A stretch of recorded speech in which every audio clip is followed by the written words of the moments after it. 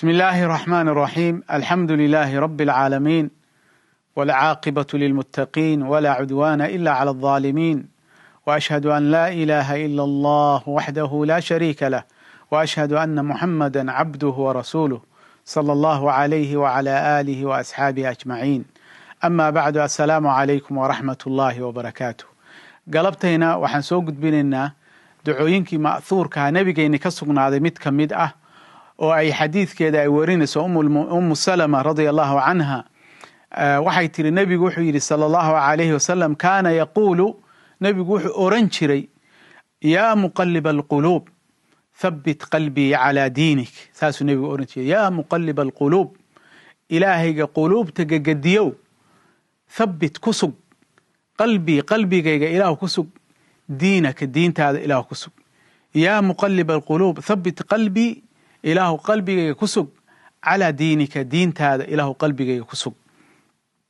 waa duca runtii aad iyo aad muhiim u ah qofka muslimkaana inuu badiyo, weliba sujuudda uu ku badiyo. nebigu sala allahu calayhi wasalam waxa uu sheegay in quluubta bini aadamku ay ku jiraan bayna asbicayn min ilaahay subxaana wa tacaala, suu rabo inuu gadgadinayo, suu doono inuu gadgadinayo. xadiidkiina wuxuu ahaa oo nebigu yiri sal alay wasalam ka qalbi rajulin waaxid, ka qalbin waaxid.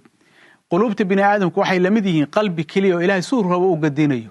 markuu xadiidku nabiga uu sheegay, xadiidkaas markuu nebigu sheegay wuxuu yiri nebigu yaa musarif alquluub sarif qalbi calaa taacatika, ilaahu qalbiga daacadaada ku gadgadi, qalbigay ku gadgadi.